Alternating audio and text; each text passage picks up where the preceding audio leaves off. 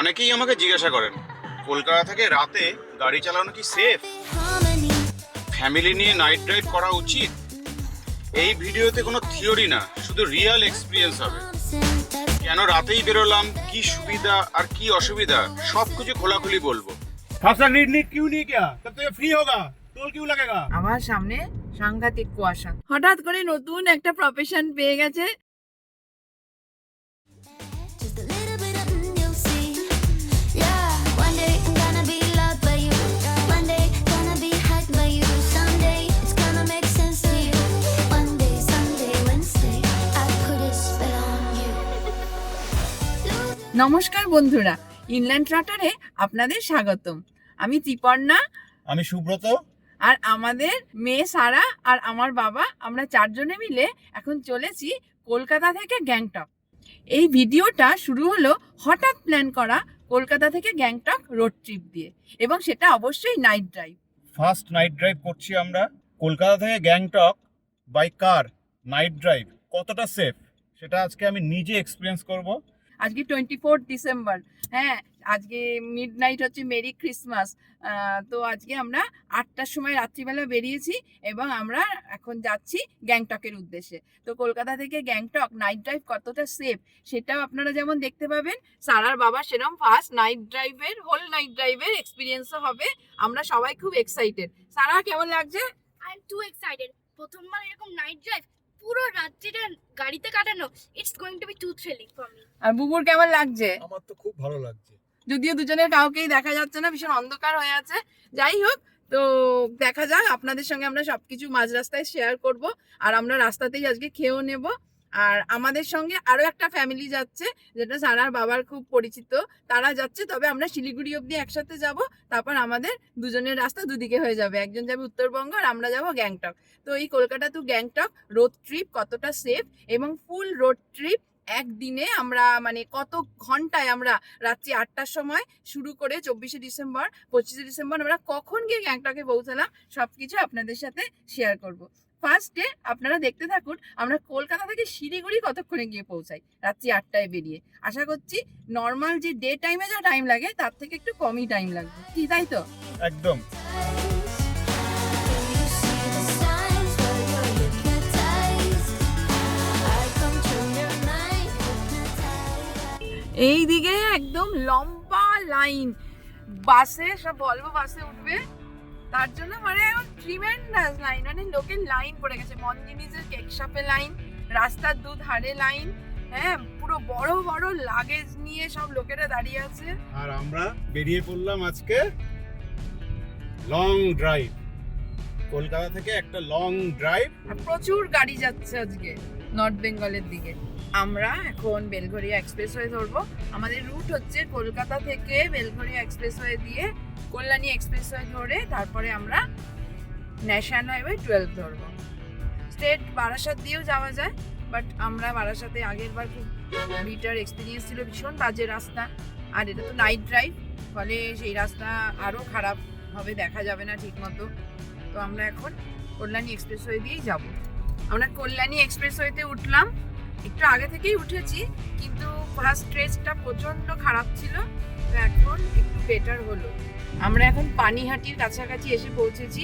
এখান থেকে কল্যাণী হচ্ছে 35 কিলোমিটার। এতক্ষণ কল্যাণী এক্সপ্রেসওয়েতে ওঠার পরে খুব খারাপ ছিল। ঠিক এই জায়গা থেকে মানে পানিহাটি আর মধ্যমগ্রামের দিকে যাওয়ার যে রাস্তা, মানে মুড়াগাছা থেকে কল্যাণী এক্সপ্রেসওয়ে একদম পারফেক্ট রয়েছে।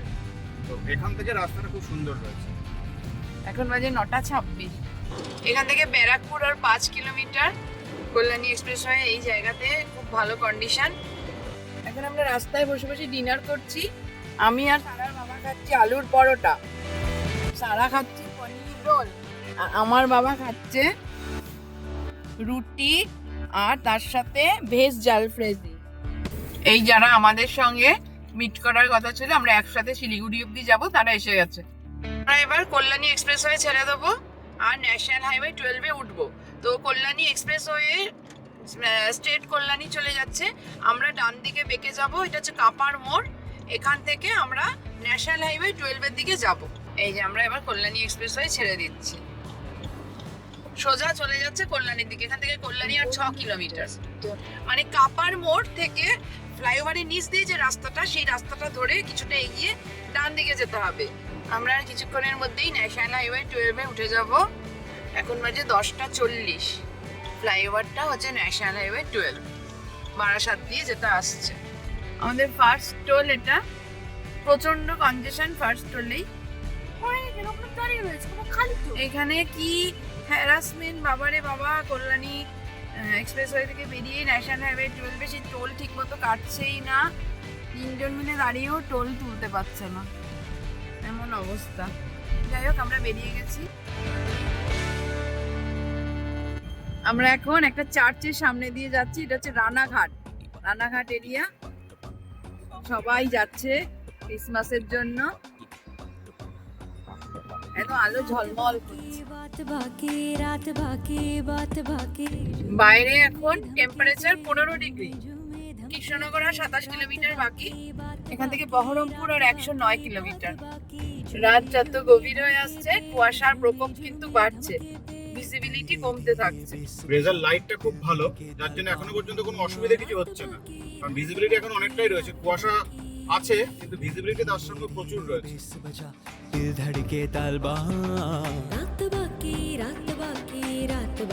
এখন বাজে রাত 11:30 আর আমরা এসে পৌঁছে গেছি কৃষ্ণনগরের কাছে।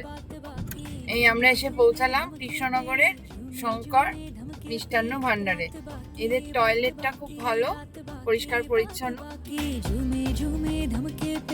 এখন বাজে রাত্রি 12:16 আর আমাদের সারা এখন সান্টার থেকে প্রচুর গিফট পেয়েছে।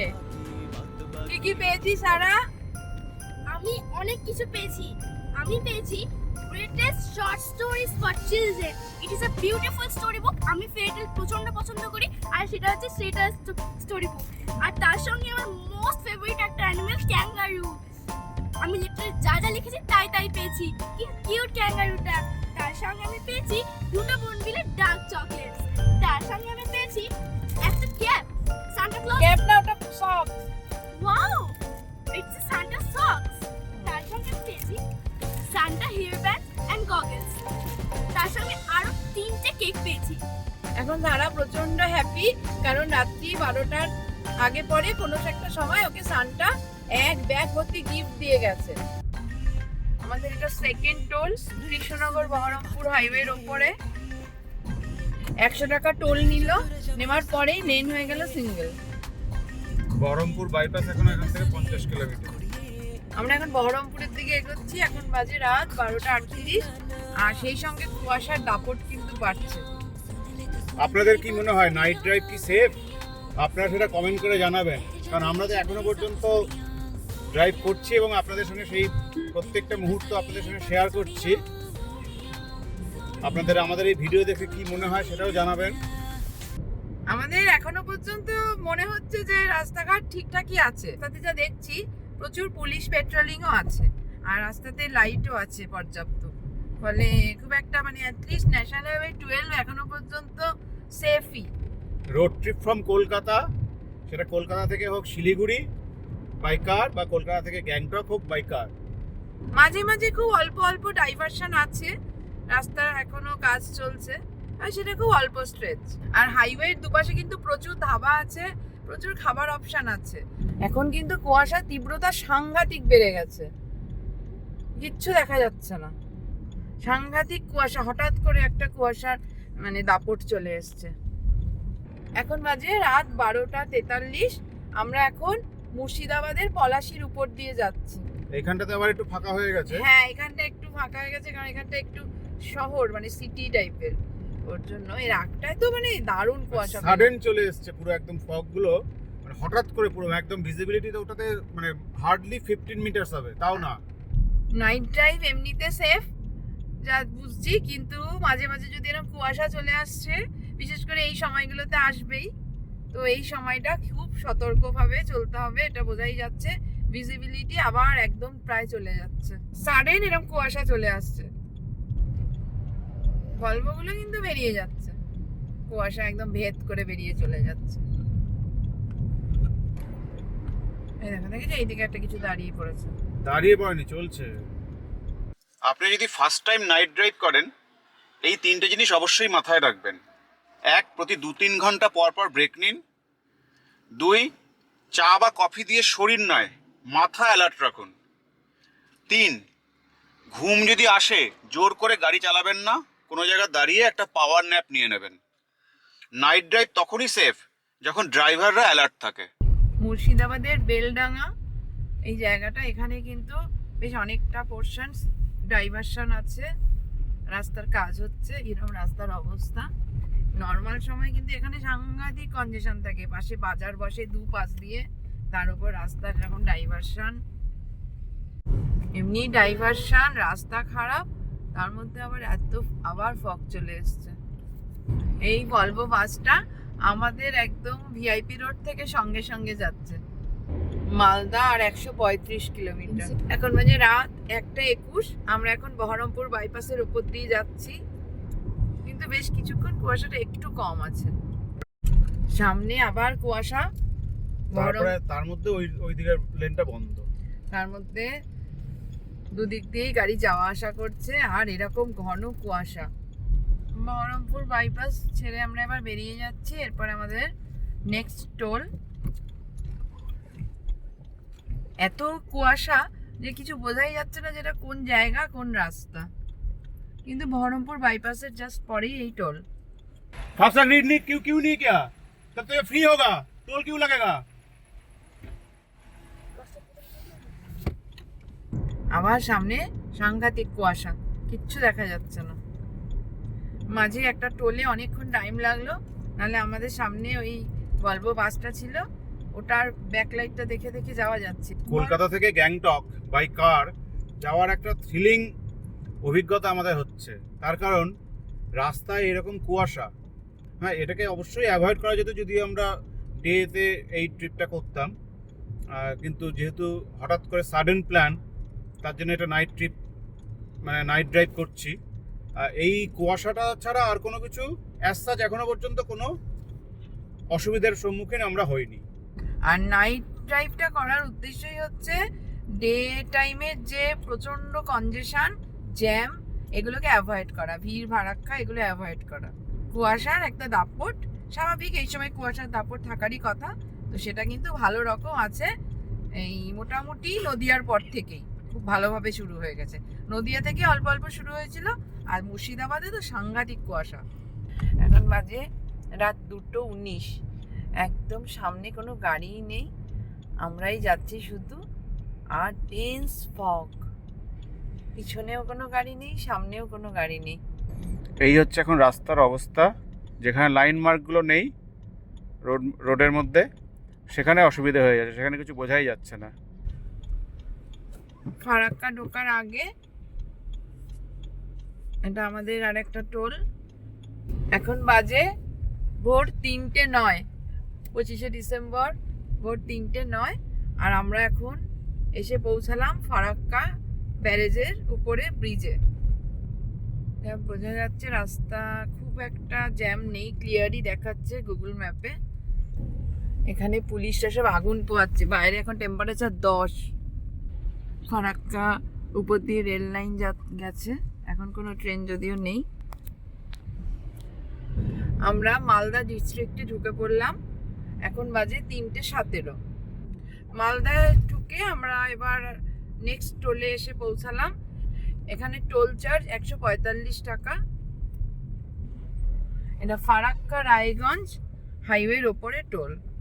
মালদায় ঢোকার পর থেকে কিন্তু কুয়াশার যে দাপট সেটা অনেকটা কমে গেছে, আর আমরা ধরছি মালদা বাইপাস। এখানে আবার কুয়াশা শুরু হয়ে গেছে। আমরা লাস্ট এর আগে দাঁড়িয়েছিলাম কৃষ্ণনগরে, তখন বাজে 12:10 মতন, আর এখন বাজে 4টে, মানে টানা 3:45, মানে টানা 4 ঘন্টা গাড়ি চলছে, তার মাঝখানে কিন্তু দাঁড়ানো হয়নি। এই দিকটা মালদা টাউনের দিকে চলে গেছে, বা দিকটা রাস্তায় পুরো কুয়াশা। মালদা বাইপাসে পরে আমরা এসে দাঁড়িয়েছি এখন পরদেশি ধাবা। এখন এখানে একটা টি ব্রেক হবে, মারাত্মক ঠান্ডা আর তার সঙ্গে সেরকম কুয়াশা, যৌথবু অবস্থা। গাড়ির ভেতরে কিছু টের পাচ্ছি না, আর এখানে বাইরে এখন 10 থেকে 11 ডিগ্রি হবে মোস্ট প্রবাবলি, মারাত্মক ঠান্ডা। আর রাস্তায় পুরো কুয়াশা দেখা যাচ্ছে। আর এই হচ্ছে গাড়ির সিচুয়েশন, গাড়ি পুরো কুয়াশায়, পুরো একদম জল জমে গেছে, এই যে পুরো জল জমে গেছে একবারে গায়ে। আমরা এখন এসে দাঁড়িয়েছি পারদেশি ধাবাতে, খুব রিনাউন্ড একটা ধাবা মালদা বাইপাসের পরেই।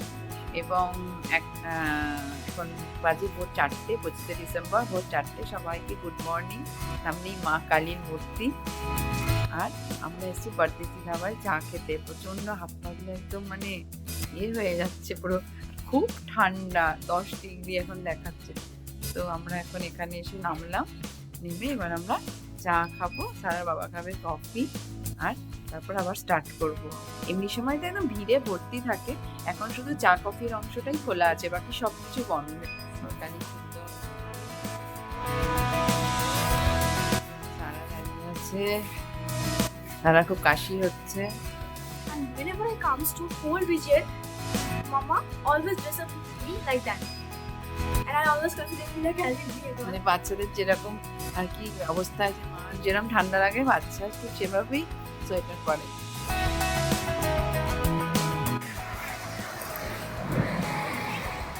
এখন বাজে 4:28, ভোর 4:28, 25শে ডিসেম্বর। আর আমরা এখন পারদেশি ধাবা ছেড়ে বেরিয়ে যাচ্ছি। এই পারদেশি ধাবাটা কিন্তু খোলা আছে। খোলা আছে বলতে, পারদেশি ধাবায় এমনিতে তো ব্রেকফাস্ট, লাঞ্চ, ডিনার সব কিছুই পাওয়া যায়, কিন্তু এই সময়টায় ওদের শুধু চা, স্ন্যাক্স, কফি, স্ন্যাক্স বলতে স্ন্যাক্স ঠিক নয়, ওই পেস্ট্রি, কেক, কফি, চা এইগুলোই পাওয়া যাবে। তো যার জন্য, আর এখানে আরেকটা জিনিস যেটা উল্লেখযোগ্য, সেটা হচ্ছে যে যারা লং ড্রাইভে আসছেন গাড়ি নিয়ে, তারা কিন্তু এখানে এসে কোনো কিছু মানে যদি নাও খান বা নাও কোনো রকম কোনো কিছু এখানে কেনেন, তাও এখানে কিন্তু রেস্ট নিতে পারবেন। এদের রেস্ট এরিয়াতে অনেকে রেস্ট নিচ্ছে এখানে। এটা কিন্তু একটা এখানকার মানে বলার মতো বিষয়, কারণ কারোর যদি মনে হয় যে গাড়ি চালাতে চালাতে একটু টায়ার্ড হয়ে গেছেন, তাহলে পরে কিন্তু এই পারদেশি ধাবাতে এসে রেস্ট নিতে পারবেন। আমরা আবার স্টার্ট করলাম মালদা বাইপাস ছেড়ে পারদেশি ধাবা। তো পারদেশি ধাবাতে একটু রেস্ট নিয়ে চা খেয়ে তারপরে আমরা স্টার্ট করলাম। 4:32 বাজে। আবার কুয়াশার দাপট শুরু হয়ে গেছে, অন্ধকার একদম রাস্তা, তবে আর কিছুক্ষণ পরেই ভোর হয়ে যাবে। ফারাক্কা রায়গঞ্জ হাইওয়ের উপরে এই টোল 65 টাকা এখানে টোল চার্জ। রায়গঞ্জ হচ্ছে বিখ্যাত বার্ড স্যাংচুয়ারির জন্য আর কুয়াশার জন্য। আমরা রায়গঞ্জ থেকে আর 13 কিলোমিটার দূরে আছি। এখন দেখা যাক রায়গঞ্জে কুয়াশা কিরম হয়। আগের বার আমরা ফেব্রুয়ারি মাসে সাংঘাতিক কুয়াশা পেয়েছিলাম, মানে 2025-এরই ফেব্রুয়ারি মাসে। এখন বাজে 5:24, আমরা রায়গঞ্জে এসে পৌঁছালাম। এবার আমরা ধরছি রায়গঞ্জ বাইপাস।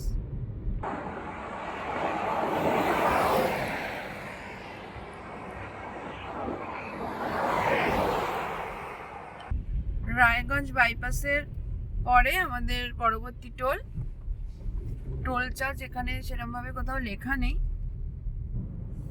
এই ডান দিকের একটা রাস্তা, এই রাস্তাটা যে চলে গেছে, এই ডান দিকের রাস্তাটা বোতলবাড়ি বলে একটা জায়গা আছে ন্যাশনাল হাইওয়ে 12-এর উপরে, সেখান থেকে ডান দিকে বেঁকে যেতে হয়। তো গুগল সবসময় সেই রাস্তাটাই দেখায় যে ওই রাস্তা দিয়ে গেলে শর্ট হবে, কিন্তু ওই রাস্তাটা অ্যাভয়েড করাই ভালো, কারণ ওই রাস্তাটা প্রথম কথা ন্যাশনাল হাইওয়ে তো নয়, আর দ্বিতীয় কথা ওই রাস্তায় নানা রকমের আর কি রাস্তাটা সরু, রাস্তার কন্ডিশন ভালো না, ফলে ওই রাস্তাটাকে অ্যাভয়েড করা আমরা করলামও, আগেও করেছি, এবং আমরা সাজেস্ট করবো এই রাস্তাটা অ্যাভয়েড করাই ভালো।